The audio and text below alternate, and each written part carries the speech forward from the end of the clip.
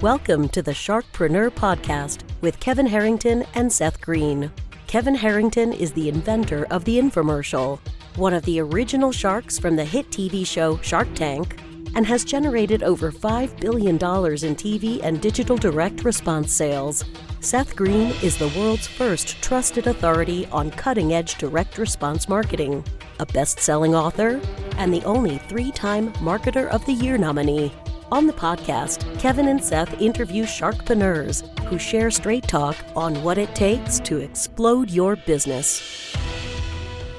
49 faces looked to him in triumph. Over the last 12 months, they had each taken turns and promoted his business for a week at a time, driving over $987,342 in revenue. What if you had a network of 50 centers of influence who promoted your business every week for a year? Grab your copy of the #1 Amazon best-selling book, The Ultimate Guide to Growing Your Business with a Podcast, at 33% off the Amazon price by going to ultimatepodcastbook.com. Again, that website for 33% off the Amazon price is ultimatepodcastbook.com. Welcome to the podcast. This is your host, Seth Greene. Today, I've got the good fortune to be with Rome Madison, who, if I understand correctly, started out as a welfare kid from Texas who couldn't afford university or medical books, and he hand copied them at Barnes & Noble because I think you spotted a genetic breakthrough. So thank you so much for joining us. Seth, man, you're a man who does your research, I tell you that, but it's really an honor and a privilege to be on your show. I'm a fan of the show. I've listened to many episodes of the show of the folks that have content that have helped me. So I really appreciate the invitation and the conversation. Our pleasure. Well, thank you for the kind words. I appreciate that. So let's go back in time a little bit, because you've had one heck of a journey from being a welfare kid with a homeless and sick mom. Like, tell me a little, take me back in time. How'd you get started? It's a lot to unpack. So, I will say, I'm first generation middle class. Now, like, I don't get too much into the backstory because, I'm a kid who grew up without a father, in a neighborhood who didn't have many fathers. Our role models were my grandfather, our coaches and things like that. But that's, that's not unusual. That's not a story that people don't know about. But what is a story is that, mental illness ran in my family. My mother was affected with mental illness. She started to struggle when I was in middle school, high school, with keeping jobs. My mother actually was the first college graduate in our family. She went to the University of Texas at Austin. She's a Longhorn, but she wasn't able to take advantage of her education to improve our quality of life because of the struggles of being a single mom, raising 3 kids. Hey, in the Black community, mental health and going to counseling and things like that just wasn't talked about. And it was like even frowned upon to admit that you had an issue.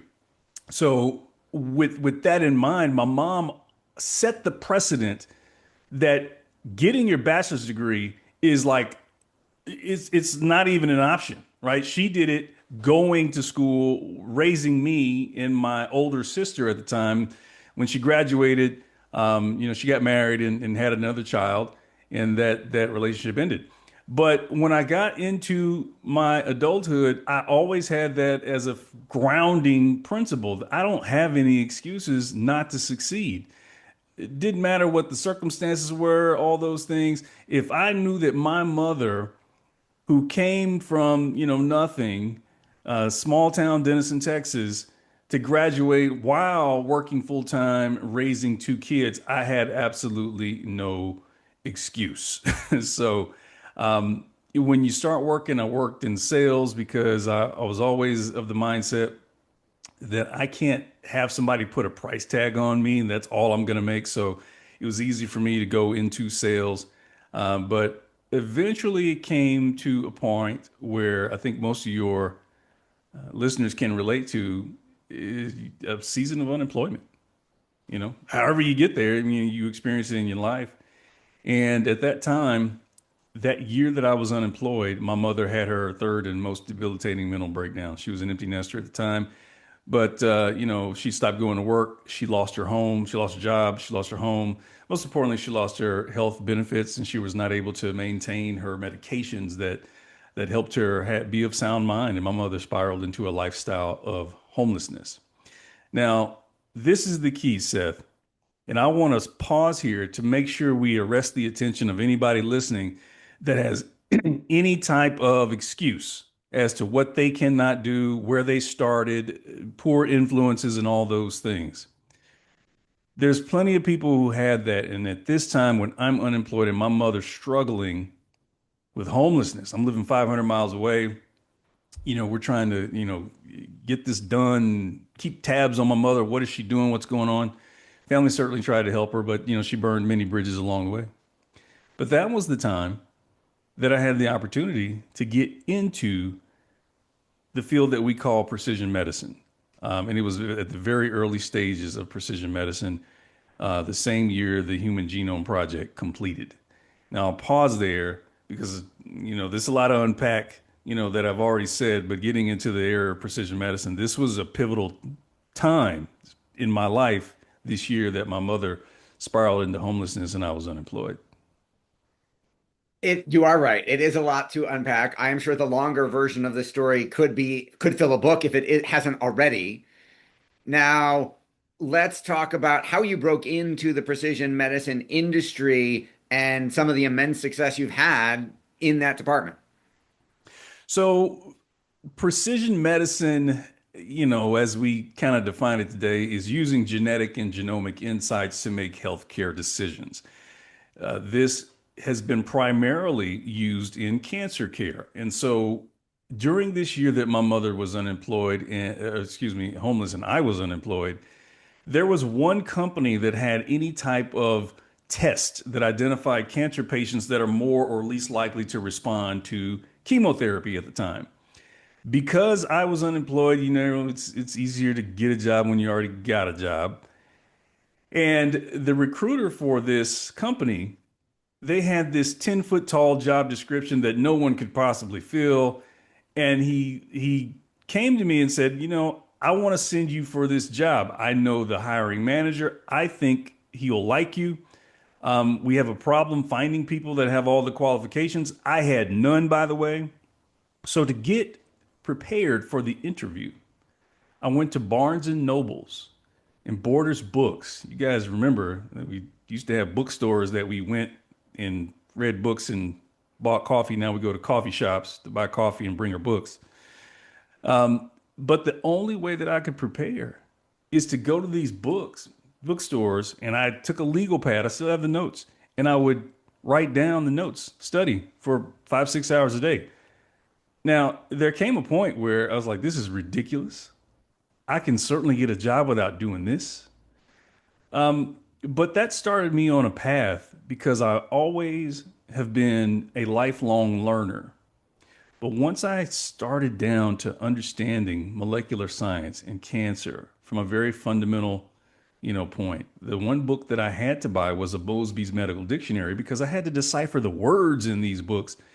And I learned, what? This is just a different language, just like law and plumbing. And guys were replacing my HVAC system. This is just a different language, and you need to learn the language to participate and be successful. So that was 20 years ago. To fast forward to today, that was the first test that identified what we needed to do to treat these patients. It required us to be in surgery while a surgeon is resecting a tumor from the human body. I have over 20,000 hours watching surgery, tumors be removed from the human body. But today, there are many companies in the industry that make different tests. Where we needed surgical specimens to get that information before, now we can do it on saliva. We can do it on blood. We can do it on archived tissue.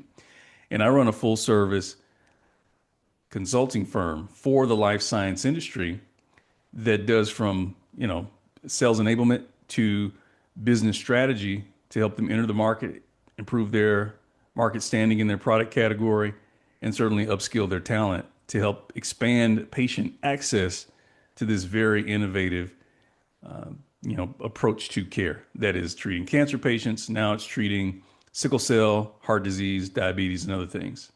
And this is the industry that I've made a home in as an expert.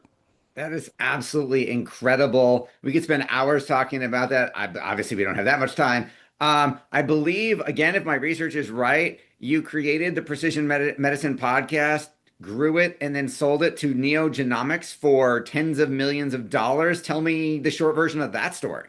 So I started my consulting firm in 2016. And again, I'm speaking to those folks who have an idea or a passion to do something. Those folks who have been dismissed, summarily dismissed from a job, those people who find themselves unemployed in this season of life, people who have been forced early retirement, people who have a dream of working for themselves but just don't know how to get there. So I started and went on my own in 2016 in this field of precision medicine because so many companies were coming to the market with billions of dollars of venture capital that they've raised and they've wasted it because they did not know the market or they didn't have a good strategy.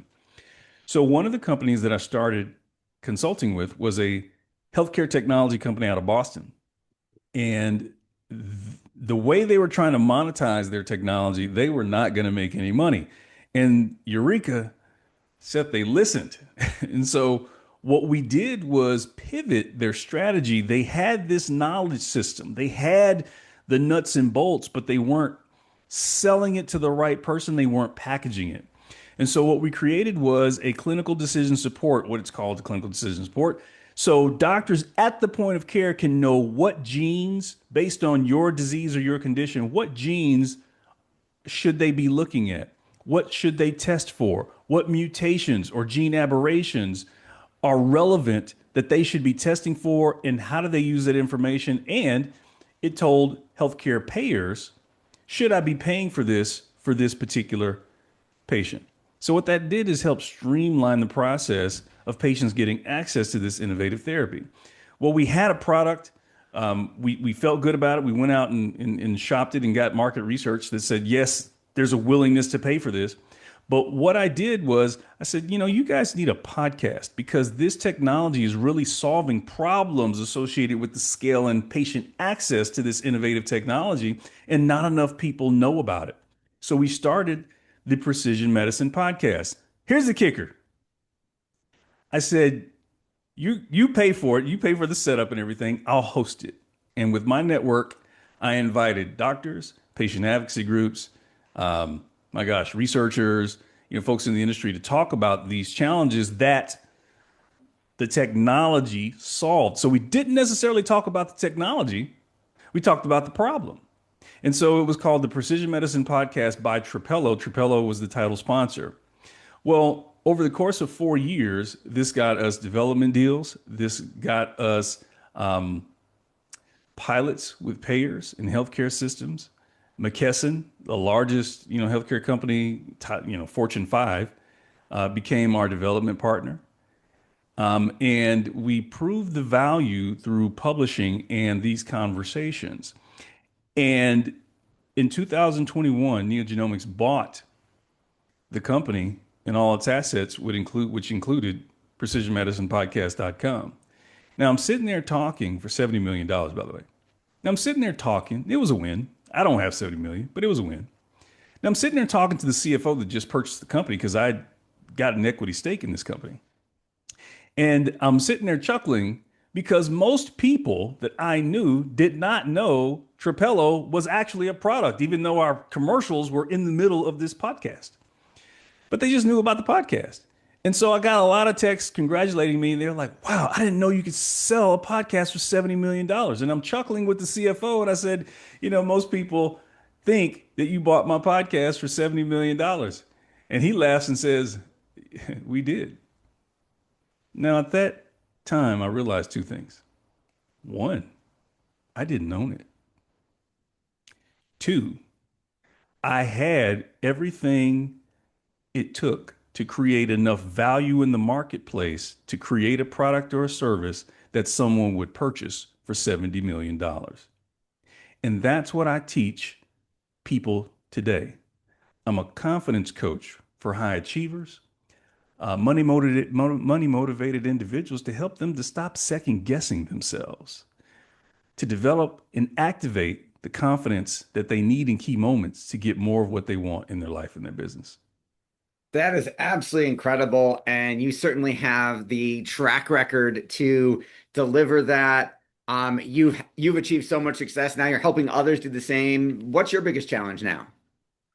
My biggest challenge is scale because uh, under, my portfolio, we do group coaching for large companies like your pharmaceutical companies, your medical device companies, and we target leaders. So there's a sales confidence clinic that we target for people, leaders, and high value employees, and we do office hours.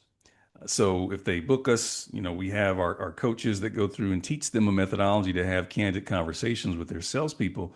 And the purpose is to increase expectations because the more you expect, the more you get ready for. And we've seen an uptick in performance if you're able to have difficult conversations and set the proper expectations ahead of time. And we help these leaders who many times have been individual contributors and they just go from buddy to boss be effective leaders in solving problems for their team and not just being a super rep out there trying to do it. But in addition to that, I'm asked to go be a keynote speaker, whether it's virtual or on site. We also do a number of retainers for project-based companies for small, medium biotechs that are looking for a product strategy or for KOL development to get their product in the market. And so my biggest problem is scale, building out an organization where I'm not, having to do every SEO optimization and write this and write that. And oh, by the way, I still have a podcast, Genetics for Healthcare, which has a global audience, and we're growing every week. So that's a good problem to have, but it's still a problem when you have to be mindful about the time you share with, the people that you love and giving your time to what you love, which is the work that I do. Absolutely. Your passion is obvious. What do you like best about what you're doing? Man, I, Seth, I gotta tell you, I just feel good you asking me that question. I ain't gonna lie, man. It's just when you ask the question, I just felt warmness. What I love the most, and I'll say the two things, and I don't know how they compete.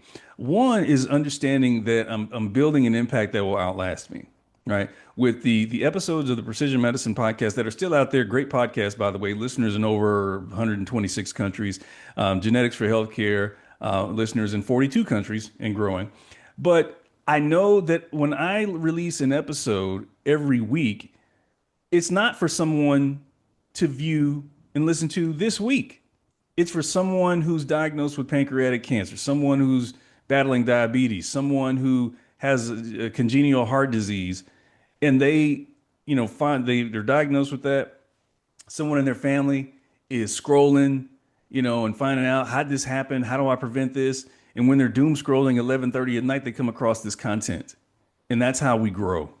And we're gonna build a valuable asset that can reach people globally to help them improve their health with the power of genetics and genomics.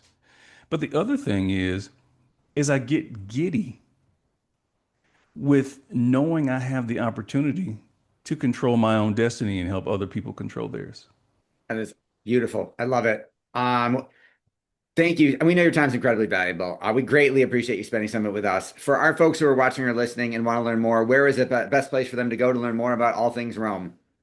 Well, you can go to romemadison.com, which is the easy thing to do. You can also, hey, just Google Rome Madison. You can say, hey, Siri, Google Rome Madison, and it'll bring up all those things. So romemadison.com will also take you to geneticsforhealthcare.com, which is a valuable asset for anybody battling, chronic genetic diseases like cancer, sickle cell, heart disease, and others.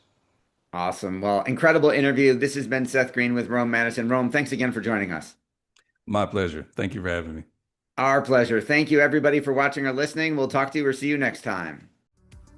Why do so many businesses struggle while others seem to explode overnight?